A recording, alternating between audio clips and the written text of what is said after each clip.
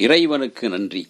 எம்ஜிஆரும் ராஜஸ்ரீயும் நடிக்கின்ற அந்த ஒரு கும்மாளமான பாட்டு, உன் விழியும் என் வாளும் சந்தித்தால். அதே போல ஜெயலலிதாவும் எம்ஜிஆரும் சந்தித்து கொள்ளும் என்னை தெரியுமா, இந்த 2 பாடல்களையும் கவிஞர் வாலி எழுதியிருந்தார். அதே போல புலவர் புலமைப்பித்தன் ஒரு பாடலை சிறப்பான எம்ஜிஆரின் தத்துவ பாடலாக எழுதியிருந்தார். நான் யார் நான் யார் நீ யார் நாளும் தெரிந்தவர் யார் யார் என்கின்ற பாடலை எம்ஜிஆரின் சிறப்பான ஒரு நடிப்புக்கு அந்த பாடலும் அமைந்தது. எம்ஜிஆரும் விஜயலட்சுமியும் ஒரு பாடலில் நடித்திருந்தார்கள். ஆலங்குடி சோமு எழுதிய ஆடலுடன் பாடலை கேட்டு ரசிப்பதிலே தான் சுகம் சுகம் என்ற அந்த பாடல் படத்தில் ஒரு தெம்பு, அதாவது ஒரு உற்சாகத்தை தரக்கூடிய ஒரு பாடலாக இருந்தது. அந்த பாடலில் நடிக்க எம்ஜிஆர் தயங்கியதாகவும் சொல்லப்பட்டது. அந்த அளவுக்கு விஜயலட்சுமியின் டான்ஸும் எம்ஜிஆரின் டான்ஸும் மிக பொருந்தி வந்தது. மிக அழகாக நடித்திருந்தனர். தமிழ் சினிமாவில் முதலாக ஒரு பெண் கவிஞர் ரேஷ்னா பேகம் எழுதிய பாடல்தான் குங்கும பொட்டின் மங்களம் என்கின்ற அந்த பாடல். சூப்பர் ஹிட் ஆன பாடல். இந்த படத்தின் எல்லா பாடல்களும் சூப்பர் டூப்பர் ஹிட். என்ன அந்த முதல் பாடல் எழுதிய பெண் எழுத்தாளர் அதற்கு பிறகு தொடர்ந்து அவர் பாடல்களை எழுதவில்லை என்பதுதான் நமக்கு சோகம். இதில் இடம்பெற்ற ஆடலுடன் பாடலை கேட்டு ரசிப்பதிலேதான் சுகம் சுகம் என்ற பாடல் தயாரிப்பாளர் GN வேலுமணிக்கு கொஞ்சம் கூட பிடிக்கவில்லையாம். எனவே அந்த பாடலை தூக்கிவிடலாம் என்று அவர் நினைத்திருக்கின்றார். ஆனால் இசையமைப்பாளர் MS விஸ்வநாதன் அதன் அருமை பெருமைகளை எடுத்து சொல்லி விடாபிடியாக படத்தில் அந்த பாடலை வைத்தாராம். அதே போல காட்சிக்கு இந்த பாடல் மிக முக்கியம் என்று டைரக்டரும் சொன்னதனால் அவரும் ஒத்துக்கொண்டார். ஆனால் படத்திற்கு அந்த பாடல் மிகப்பெரிய பலமாகவும் உற்சாகம் தரக்கூடியதாகவும் அமைந்தது. அதே போல குங்கும பொட்டின் மங்களம் பாடலும் மிக பெரிய அளவில் பேசப்பட்டது. 2 சகோதரர்களின் கதையாக, அதாவது நம்பியார் என்ற கொடிய வில்லன், பண்டரிபாய் என்கின்ற அருமையான தாயார், அழகான 2 காதலிகள், இவர்களை காதலிக்கும் ஒரு மேடை பாடகன், ஒரு திருடன் என்று 2 வேடங்களில் புரட்சி தலைவர் எம்ஜிஆர் புகுந்து விளாசியிருந்தார். எல்லோரும் ரசித்து கொண்டாடும் அளவிற்கு அந்த படமும் அமைந்தது. அமோக ஆதரவு பெற்று 150 நாட்கள் வெற்றிகரமாக ஓடி சாதனை படைத்தது குடியிருந்த கோயில் படம் எம்ஜிஆரின் ரசிகர்களின் இதயங்களிலும் குடியேறியது என்று சொன்னால் மிக இல்லை.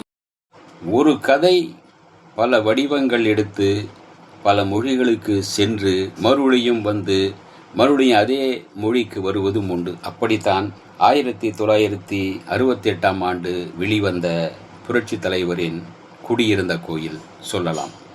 இந்த ஹிந்தியில் சைனா டவுன் என்ற பெயரில் வெளிவந்து வெற்றி பெற்ற படத்தின் கதையின் உரிமையை வாங்கி அது தமிழுக்கேற்ப, அதுவும் எம்ஜிஆரின் இமேஜுக்கு ஏற்ப அந்த கதையில் சில மாற்றங்கள் செய்து குடியிருந்த கோயில் என்று பெயரிட்டு வெளியிட்டனர். அதாவது ஹோட்டலில் ஆடி பாடி பரவசப்படுத்தும் டான்சர் ஒருவர் கொள்ளை கூட்டத்தை சேர்ந்த திருடன் என 2 மாறுபட்ட வேடங்களை ஏற்று புரட்சி தலைவர் நடித்திருந்தார். சரவணா ஸ்கிரீன் தயாரித்த இந்த படத்தை K. சங்கர் இயக்கியிருந்தார். ஒரு கொள்ளைக்காரனுக்கு எதிராக ஒருவர் சாட்சி சொன்னதால் அந்த அப்பாவி கொடூரமான முறையில் கொல்லப்படுகிறான். ஆகவே அந்த குடும்பம் நிர்மூலமாகிறது. அவனது 2 பிள்ளைகளில் ஒருவன் தாயிடமும் சந்தர்ப்பவசத்தால் இன்னொரு பிள்ளை கொள்ளைக்காரனிடமும் வளர்கின்றான். வளர்ந்து வாலிப வயதை கடந்த போது ஒருவன் மேடை பாடகனாகவும் மற்றவன் திருடனாகவும் மாறுகிறான். அந்த திருடன் பெரிய கொள்ளைக்காரனாகிறான். காவல்துறைக்கு அவன் சிம்ம சொப்பனமாக ஆகிறான்.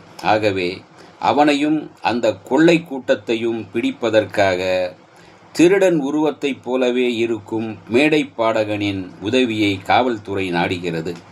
அவனும் காவல்துறைக்கு உதவுவதற்கு சம்மதிக்கின்றான். கொள்ளையர் கூடாரத்திற்கு போன பிறகு ஒரு நிஜம் அங்கு புலனாகிறது. மேடை பாடகன் திருடன் இருவரும் சகோதரர்கள் என்பதும் அவர்களின் தந்தையை கொலை செய்தவன் கொள்ளையர் தலைவன் என்பதும் தெரிய வருகிறது. தந்தையை கொன்ற கொடியவனை சகோதரர்கள் சேர்ந்து பழி தீர்த்தார்களா, காவல்துறைக்கு உதவினார்களா என்பதே மீதி கதை. இதுதான் குடியிருந்த கோயில் படத்தின் கதை. இந்த கதையை உங்கள் மனசில் ரீவன் பண்ணி பாருங்கள், இந்த கதையே பிறகு எப்படி வந்தது என்று. இதே கதை மறுபடியும் இந்த படம் ஹிந்திக்கு சென்று ஹிந்தியில் யாதோங்கி பராத் என்று எடுக்கப்பட்டது. அந்த யாதோங்கி பராத் என்பது மறுபடியும் தமிழுக்கு வந்து நாளை நமதே என்று உருவானது. இதுவும் வெற்றி பெற்றது.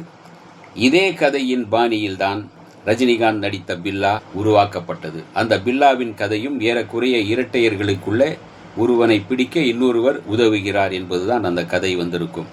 ஆக ஒரு கதை இப்படி பல கோணங்களில் பல விதங்களில் சென்று பல ஊர்களில் பல மொழிகளில் பயணித்து வரும் என்பதற்கு இந்த நாளை நமதே படம் ஒரு சாட்சி.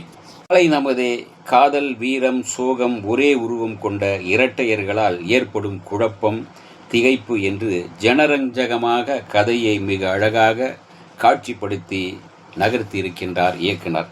எம்ஜிஆரின் ஆக்ஷன் ஃபார்முலாவுக்குள் கதை இருந்தாலும் உருக்கமான சென்டிமெண்ட்ஸ் காட்சிகளுக்கும் நிறைய இருந்தன. காதல், சென்டிமெண்ட்ஸ், ஆக்ஷன் என்று கலந்து கட்டி அடித்து நொறுக்கினார் புரட்சி தலைவர். ஜெயலலிதா, ராஜஸ்ரீ என்று 2 பேரழகிகள் படத்திற்கு மகுடம் சூடுவது போல் இருக்கின்றன.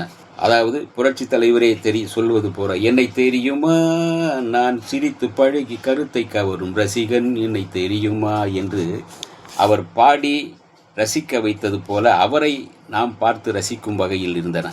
தாயின் பாசத்தை பண்டரிபாய் அப்படியே உருக்கமாக நம் கண்முன் கொணாந்திருந்தார். ஒரு தாயாகவே நாமும் அதை பார்த்து ரசிக்க வைத்தோம். இந்த வீடியோ உங்களுக்கு பிடிச்சிருந்தா லைக் பண்ணுங்க, ஷேர் பண்ணுங்க, கமெண்ட் பண்ணுங்க, சப்ஸ்கிரைப் பண்ணுங்க, மறக்காம பெல் ஐகானை கிளிக் பண்ணுங்க.